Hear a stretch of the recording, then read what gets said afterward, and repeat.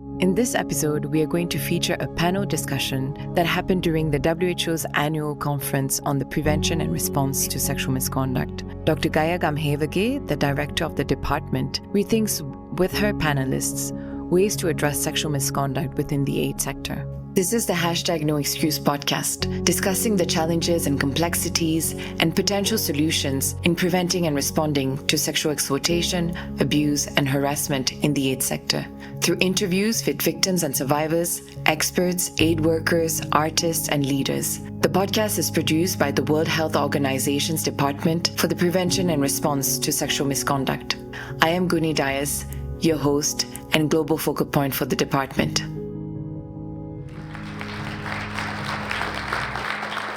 Hi, good morning, everyone. It's very unusual for me not to start an event, right? I'm so happy to see you all, and thank you, Futhi, and the rest of the team. So the purpose of this panel, don't worry, other panelists, you'll have proper chairs later, is really just to relax a little and start a conversation. Because the first way of working in the next 2 days is meaningful, honest, frank, probing conversations. And we will attack issues, not people. And I think we all know the issue that we're trying to attack. So should I call you? No, Frank. I'm going to call you Frank. I'm going to call you Joelle, and I'm going to call you Marianne, and you call me Gaya, because my surname is very difficult as well. And we've invited people who really helped us engage our staff. Marianne has done a podcast. I hope you are subscribing to #NoExcuse podcast. If you're not, you should very quickly. She also did a webinar with our staff, really to answer questions based on her experience and research. Joelle, actually, I met Joelle when I first took up this job, and she really inspired me with her personal story, but how to turn your personal experience into change. And that is very commendable, and I've joined her in some of her events, where she's trying to make changes in a country like Switzerland.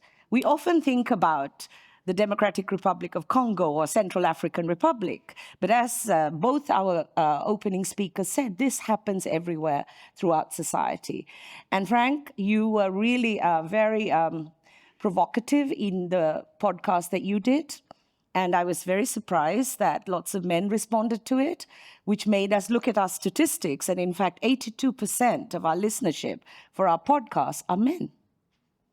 So when we say, so men don't come to our webinars, they don't like to be trained, but apparently they listen to other men on podcasts. So this is what I have learned. So thank you very much, Frank. And in fact, somebody walked up to the Director General and said, there is a very good podcast on. And the Director General continued to explain the podcast to me. And I said, but that's my podcast.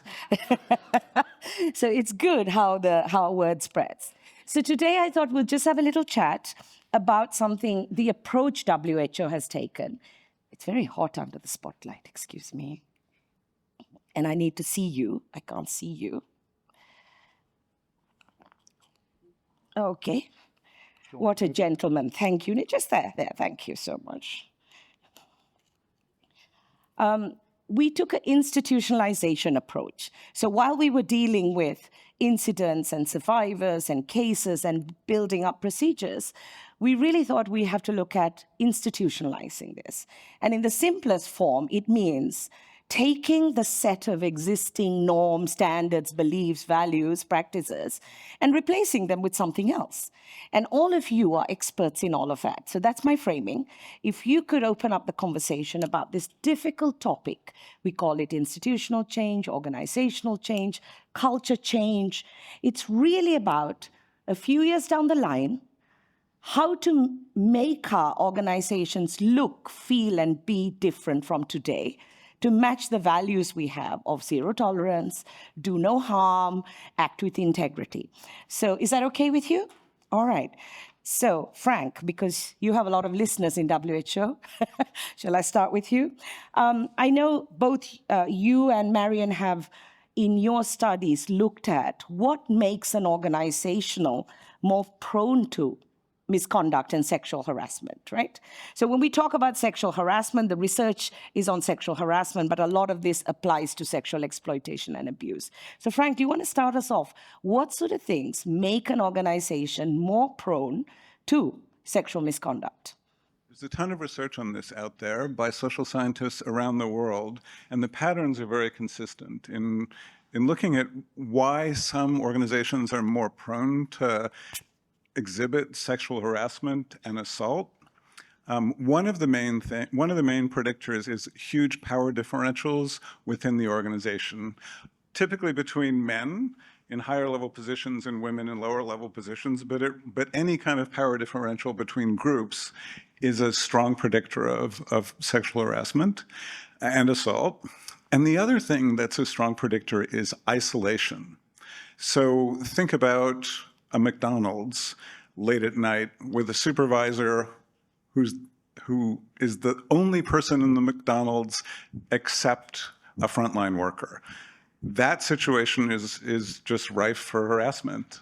And so we need to change organizations by reducing power differentials somehow. That can mean putting people in mid-levels between the very powerful and the less powerful.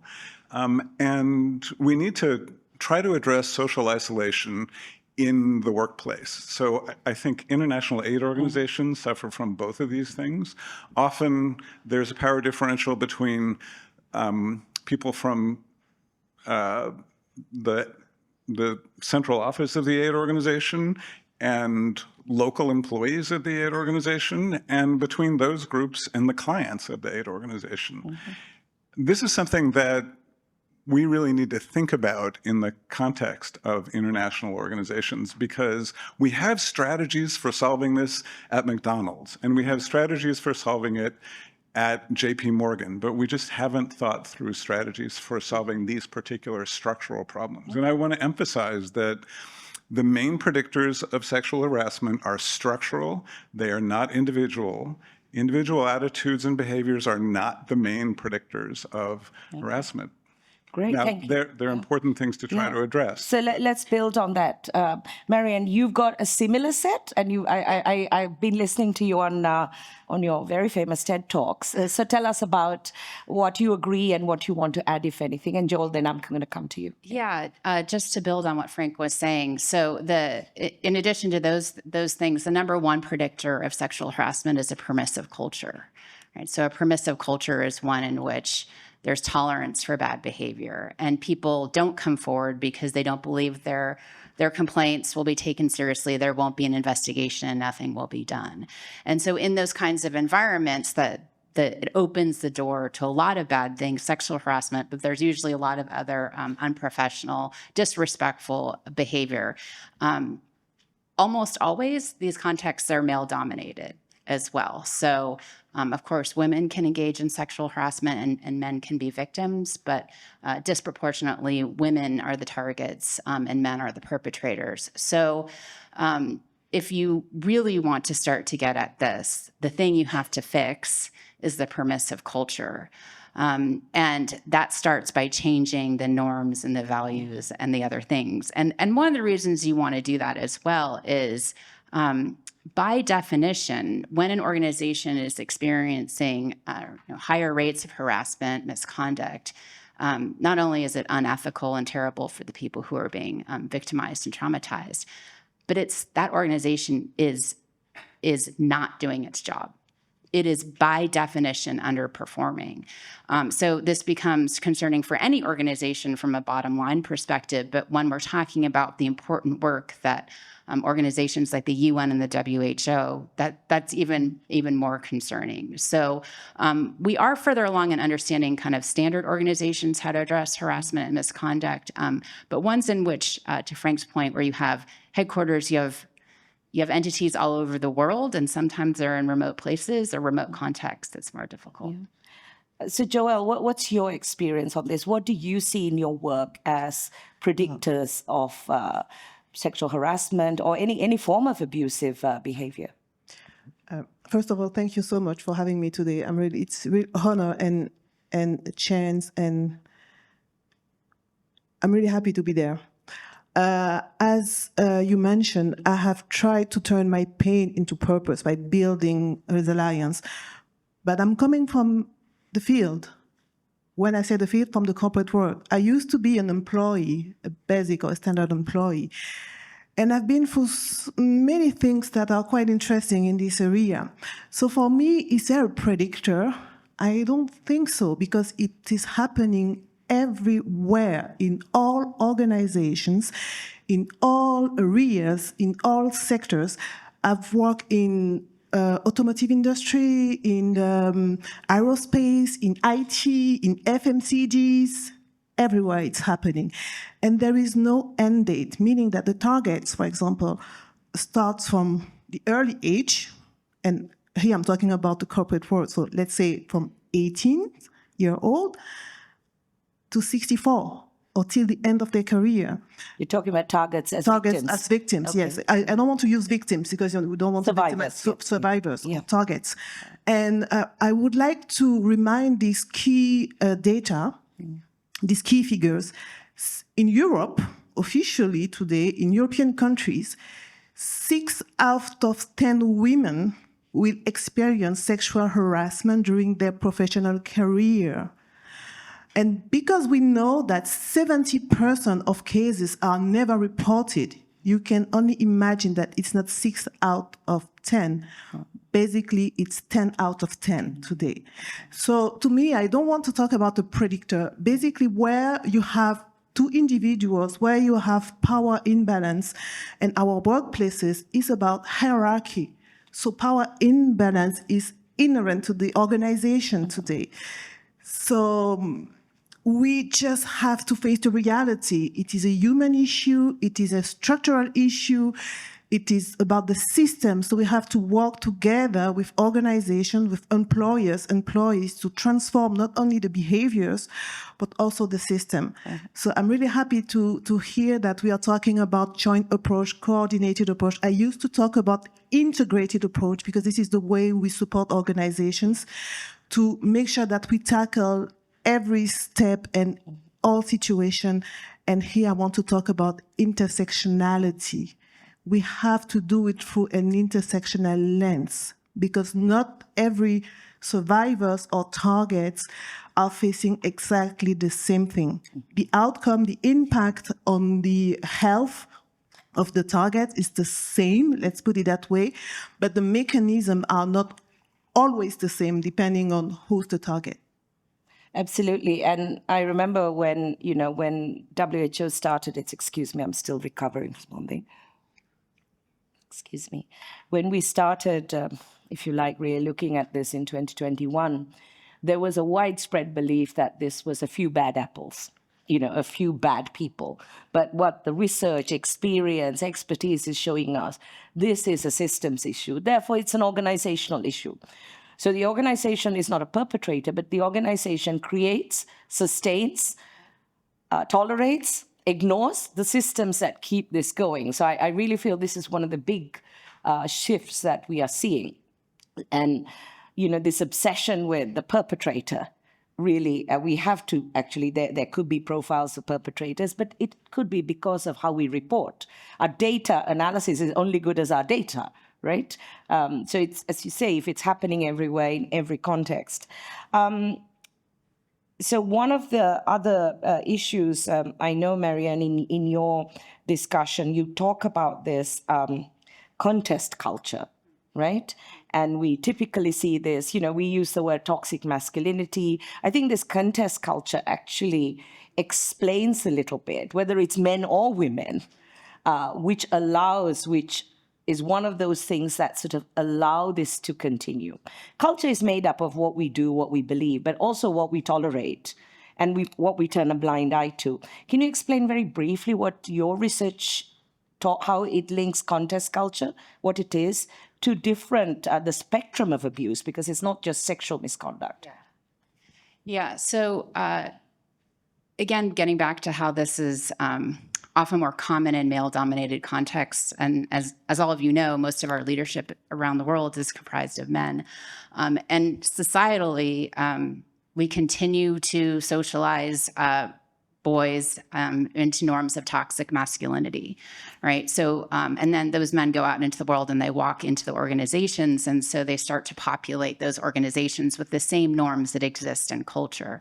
Very often when I'm talking with people and about these things, I get the sense that they think I'm talking about somebody else or some other organization, but I'm talking about, like you were saying, it's everywhere. It's here because we all are. We absorb these norms around us, and then they are reflected in the way that men and women interact with each other and the way men interact with men. Masculinity, that's sort of how men become men. If you think of the phrase man up, masculinity is something men have to achieve. We don't say, like, to women, you have to women up. Right? So it's something men have to achieve, and it turns out it's hard won and easily lost. So you can tell a man, like, you have a feminine personality and they experience a kind of masculinity threat. So in that context, work becomes the space in which they can achieve their masculinity. And often masculinity is really about dominance and power over other people. So in organizations that have what we call a contest culture, they have all these different ways of interacting that are like dog eat dog, cutthroat competition, sabotaging your colleague. And in those kinds of cultures, sexual harassment, misconduct, unethical behavior, it's highly likely. There's usually other things like drinking all the time. And then you get, oh, well, it's just these bad men acting like in the United States context, like frat boys, or it's bloke culture. And it's like, but this is toxic masculinity. This is about the way we continue to applaud and even reward certain behaviors in men. And, you know, sexual harassment reflects gender inequality and racial inequality to get the intersectional aspects, and it reproduces it as well. So getting underneath these, patriarchal aspects of our culture is going to take a long time. And I think Christian touched on that. Yes. It's what we call the primordial prevention, right? Yes. Even before primary prevention, we have to address these power imbalances, patriarchy. And as you very well say, and I often say as a mother of a grown-up boy, I'm responsible for socializing my boy. My boy is different than his father, right? That's because I socialized him.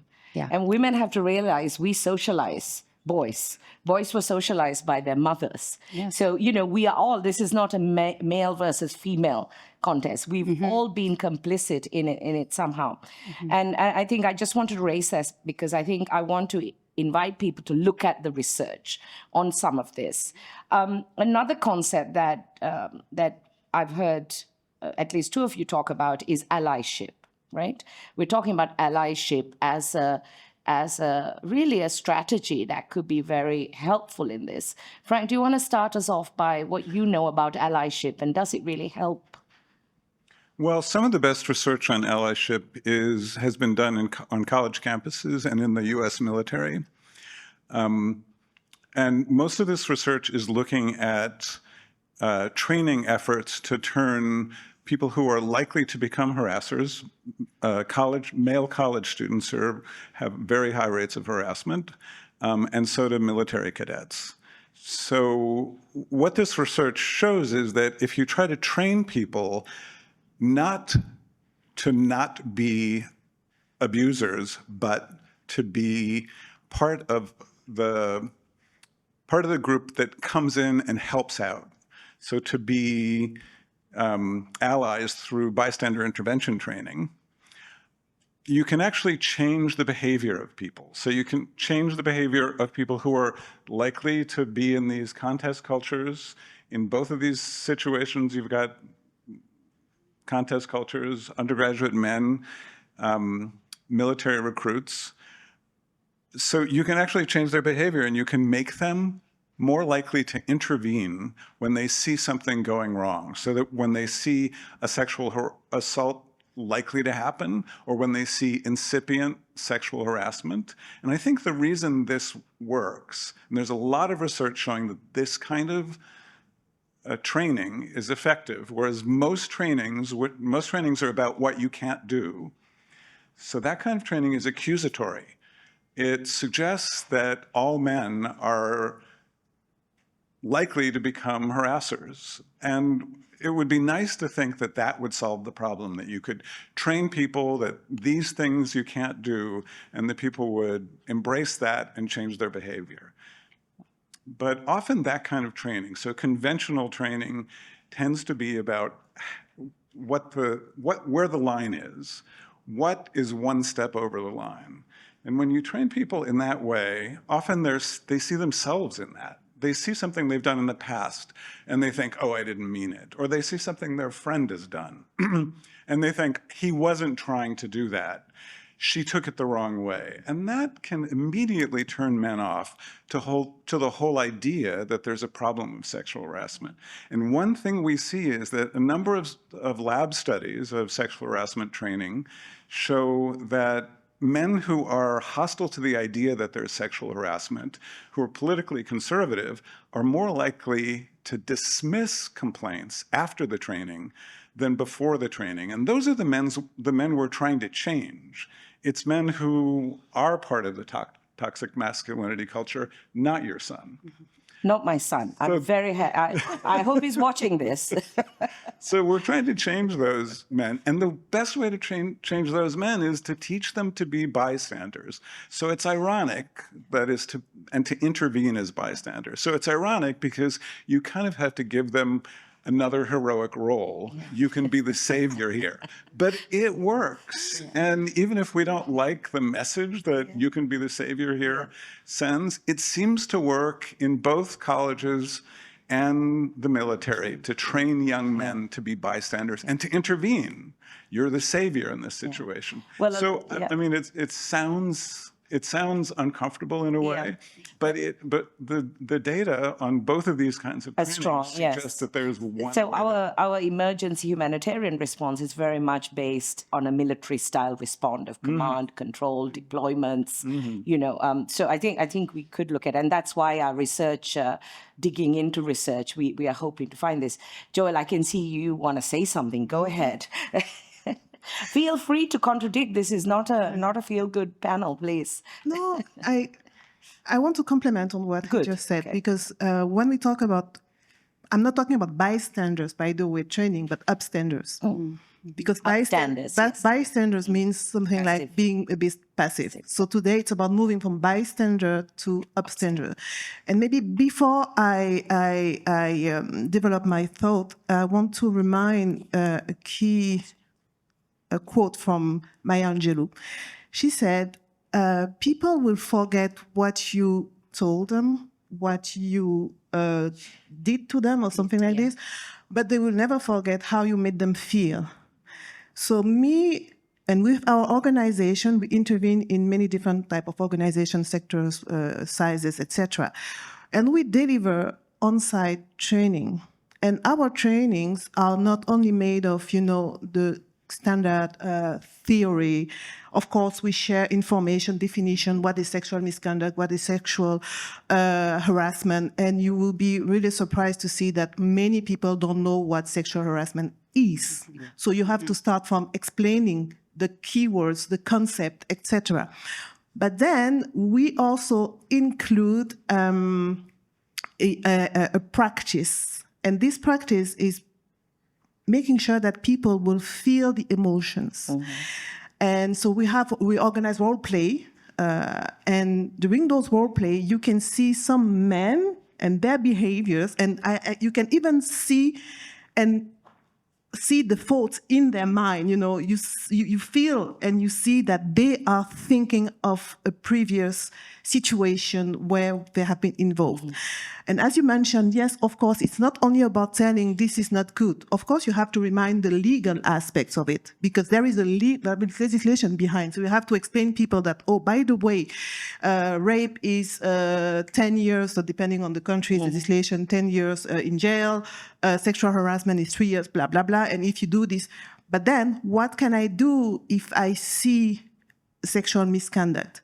So we have to deliver and we have to really re-educate people. It's not only about education, re-educate people. What can I do if I see a situation but first of all, what is a misconduct? How can I identify? How can I detect? And then how can I react? And there are some tools, you probably heard about the 5Ds, distract, etc., etc. So then it's about teaching them how to react and how to take action. And here for me, it's more and more about inclusive leadership. We used to talk about leadership and to think about people in position of power. Every individual, regardless of their position in the organization, can be a leader. And Is a leader. it is a You're leader, leading by the something. way. Yes. You are leading something. Yes. And even though you don't have people reporting to you, you share, or you would like to share the vision of the organization you work for. And you have to be an inclusive leader.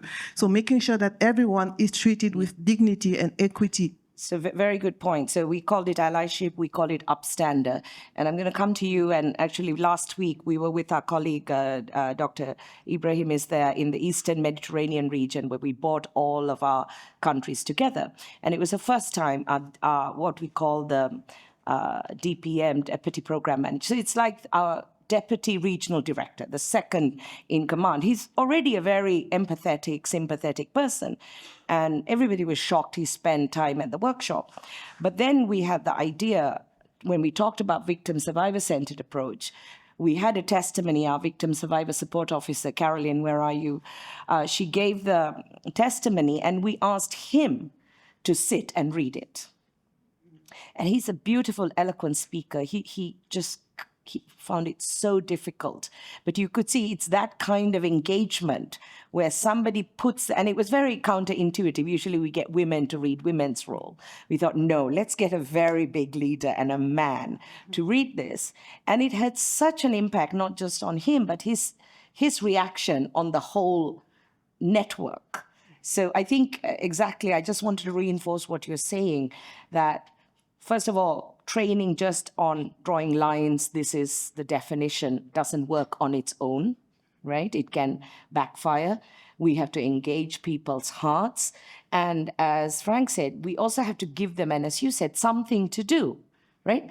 That behavior must be replaced with another behavior. Telling people something is bad would just make you lose your voice. There's nothing else. Marianne, what do you want to say to this? Yeah, no, I think you're naming something that's really important, which is to say, like, this is really hard. These are really, really difficult, always so tragic and sad, and everyone feels badly. And what's interesting as a sociologist is that when you're talking about hard, bad things, there's a lot of desire to minimize, deny, and explain away. And I don't, whatever we're talking about, but in this case, harassment and misconduct. And so people try to maneuver away, and there's various ways you see it happening. It's just a few bad apples. We only need to focus on this for a year. Haven't we been talking about this too much? It only happens in this part of the world, not that part of the world. And I encourage all of you to take that angle of vision on when you're hearing these conversations, because there's a lot of maneuvering that we all do to, I think, distance ourselves from these really hard and ugly truths. So something like that keeps it front and center. Yes, and that engagement, not education, I find. For example, over the last 2 years, we run monthly webinars, and still a couple of thousand people come live. It's not mandatory, but it's because, like the webinar you were in, it's not a lecture. There's no presentation. It's a conversation, and sometimes very provocative. And of course, I get asked wonderful questions like, is love forbidden at WHO? So we have some humor with it as well, because there are lots of sides to it.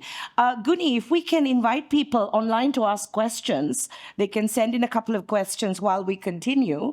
Let me just do another round. Joelle, you started on leadership, right?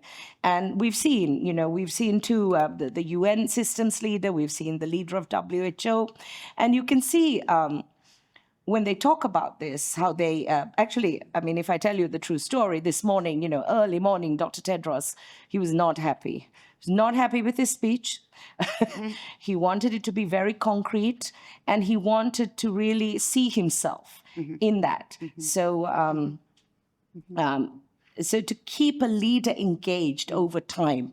And I saw him out, and he wouldn't let me come back because he had new ideas now, because of speaking to you all. And then where is Peter Taylor? He just sent me a message saying, I just signed CAPSIA for WHO. right? So just the act of him coming here, meeting you all, forgetting all the troubles he has and focusing on this topic again and again has a profound impact. Because as soon as he leaves his place, he has another 100 problems, right? So for me, I see my job is to engage my leadership. Him, all of the regional directors, all our country directors, I see that as my job. My job isn't anything else. It's to keep it front and center, keep reminding them, but in very different ways. Because as you say, either they get bored or they have other problems, or the fundamental issue, this is difficult. It's really difficult and personal, and everybody sees themselves in it. So what are the things that we should do to keep leadership engaged? And what does good leadership for this look like? Do you want to start this time? Sure. I'll kick us off. So good leadership looks like you. Oh, goodness. So I do a lot of different things. I've worked with a lot of organizations and companies. And the one thing that really differentiates this group is that you are seeking the truth, that you are trying to make amends, and that you continually center the survivors in this journey that this organization has gone on. So when this happens, the leaders, there's so much shame, there's so much embarrassment, but unfortunately, too often the response is we got to just put this fire out and turn the page. It is very hard to sit in the center of this. It is so emotional, it is so painful, and to sit in the center of it and to keep saying, what are we doing wrong? What can we do better? I know we're falling short. To curate these vulnerable conversations within the WHO, I personally haven't seen anything like it. So I'd really like to commend you and your team for that sort of openness. There's a lot of things leaders could do, but I think it fundamentally comes down to this is a significant social problem that has existed forever and will exist for a long time. You need to develop expertise about it, have a team that understands it and understands it. And just like any other business initiative you have, you'll be doing it all the time, and centering it almost forever. It's pretty relentless work, actually. Yes. And you have to be very creative, because what worked last year won't work this year, right? Well, yeah, and there's a lot of resistors. There is a lot of growing resistance and sliding back. Yeah. And being successful or perceived to have done something is a terrible burden, because everybody then starts to relax and say, oh, that's okay. That's not a crisis anymore. Too much attention, too much time, make it shorter on the agenda. So you're constantly having to reinvent. Yeah. What does good leadership look like for you in addressing this effectively? Compassion and courage. For me, those are two keywords. And it starts with what? Self-awareness. Yeah. Because some of those good leaders might have done something that is not so good in the past or in their youth or even in their day-to-day. Because as I reminded, sexual harassment is not only touching somebody, it's about those jokes that we make every day, those sexist jokes, for example. It's about the way we look at people, if you don't look people in the eyes, but somewhere else on their bodies, etc., etc. So first it's about self-awareness, then it's about compassion.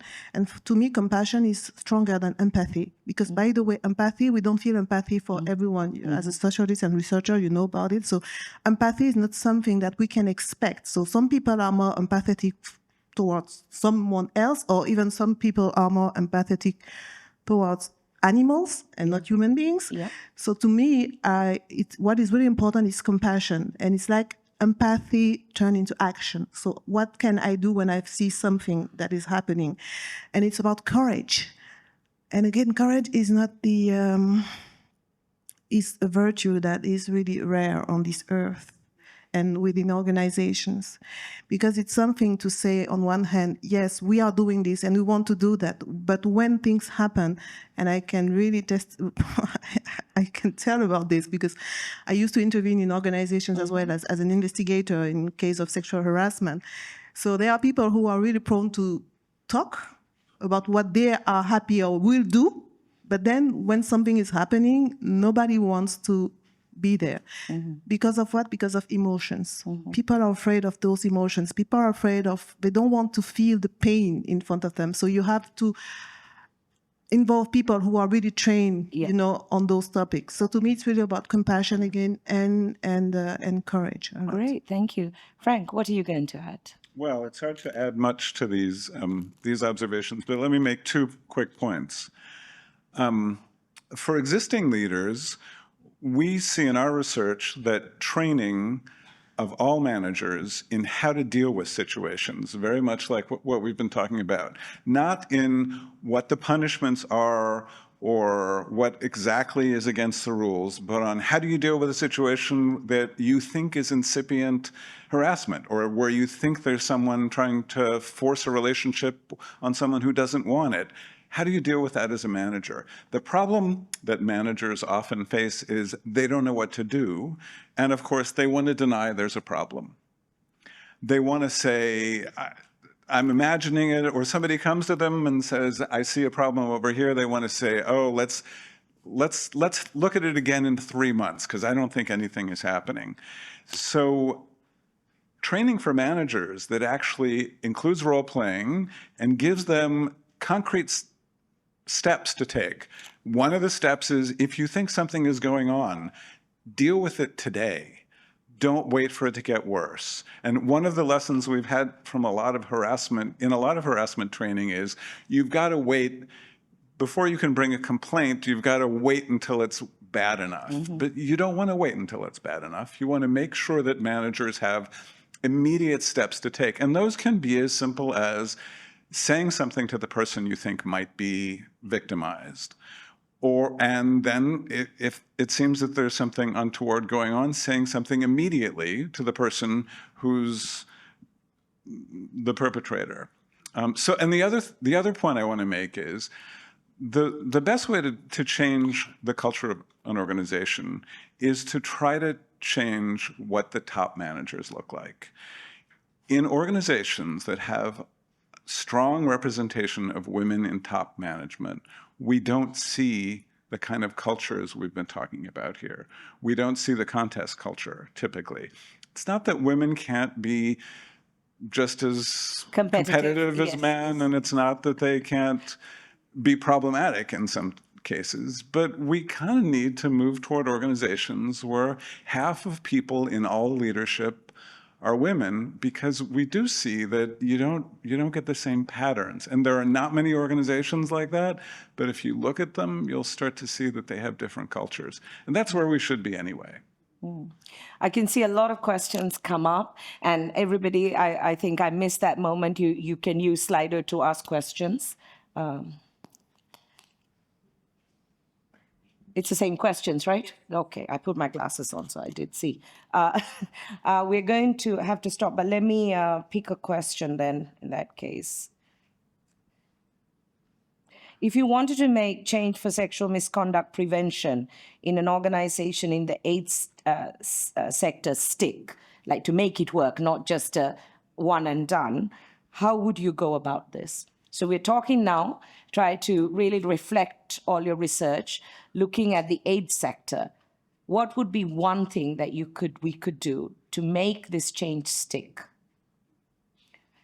And also, like in our webinars, what we will do is, everybody who's a panelist has some work afterwards. We will circulate these questions, and we will answer this together during the week and also in the report. So these are questions for reflection throughout. So what would you refer to AIDS sector right at the beginning? We have to go from McDonald's to the AIDS sector, where clients are our beneficiaries, right? So what one thing would you say we should start looking at for sustainable change? I'm looking at you, Frank. Yeah. So in the field, I think it's important to have accountability structures for everybody there. And what that means often is some work that is done kind of with one manager managing people below them needs to have 3 people on the team, on the management team, and there need to be women on all those management teams. I think you could make structural changes that would make it less likely that you would have this effect of isolation. Because that's the one thing that's Okay. sort of unique to this sector. Power differentials you see everywhere. Yeah. So I'll throw that out as So one. this is something we've struggled with. Most of the high-risk situations are in emergencies, for example, where people's vulnerability goes up and impunity also increases. And it's been notoriously difficult to get women to be deployed to the field, right? So in our organization, if I take WHO, it's predominantly women up to about the mid-level. And then suddenly, it becomes men. But also there Welcome are to the practical world. issues with deploying women into some of these situations. So this is, I hope we can discuss that. There's a whole panel on emergencies, but really trying to figure out how we can get more women into the field. In the DRC 10th Ebola outbreak, it was 70% men, but almost all of the leadership at every level, if it's a surveillance team, if it's a communication team, it was all led by men. And there are practical reasons, and there are very honorable reasons for that. Men put themselves and they go out there and they face security risks. And also I noticed a question, let's not make this about men against women, right? But there are things about our gender that is feeding into this. Marianne, you have something to say. Yeah, I think in that case, I mean, I would really try to investigate why women feel like they can't be deployed, because my guess is it's because Structural reasons there are as well. reasons that could be addressed to enable more women to go. But in absent that, you just can't have one person in charge. You have to have multiple people. So shared leadership, shared accountability. Yes, because it's the worst dynamic is when one person is in charge and they have a massive amount of power over those other people to extend their contracts, to make sure, that they get their job, whatever, their pay, all of that sets the stage for harassment. Thank you. Joelle, what would be the one thing you'd advise to make this stick, not just window dressing, not just a training? It's a tough question. This is the question that we want to answer. Tough one. It's about structures, of course. So checking who's in charge, making sure that we have more women at all levels of the organization. And regarding the field, I don't know who is organized, but making sure that we involve people from the field and people from the countries and the community and the communities on site, because those people are the one who knows about the culture and they know how to pass the right message. And to me, it's really about empowering people from the cultures and from the countries we are working in. Thank you. And in subsequent sessions, we're going to look at our willingness to report our colleagues versus other UN agencies versus our implementing partners. You can see there's a pattern. And it's really interesting who we would actually take action against. Can I ask the audience to use Slido and write the one word that you're taking away from this? Let's have a word cloud. Guni, one word that you're taking away from this opening discussion, and we will take these questions into other sessions, and I hope you will participate fully. So let's get some words up there. It's just technology, but it's magical when you see it come up, right?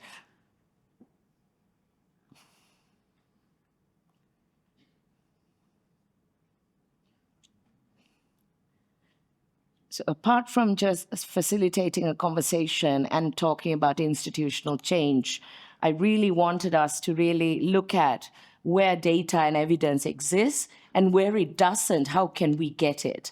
And data isn't just hard data, numbers, it's the qualitative data. So in communities, we have asked women about sexual exploitation and abuse in DRC, for example.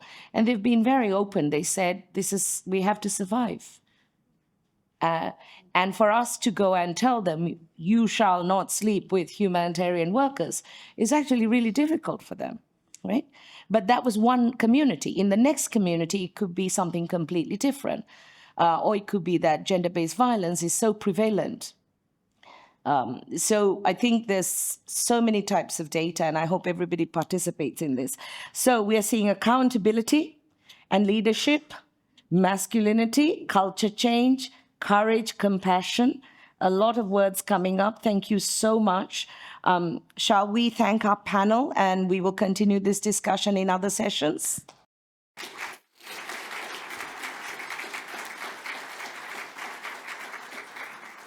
Thank you for listening.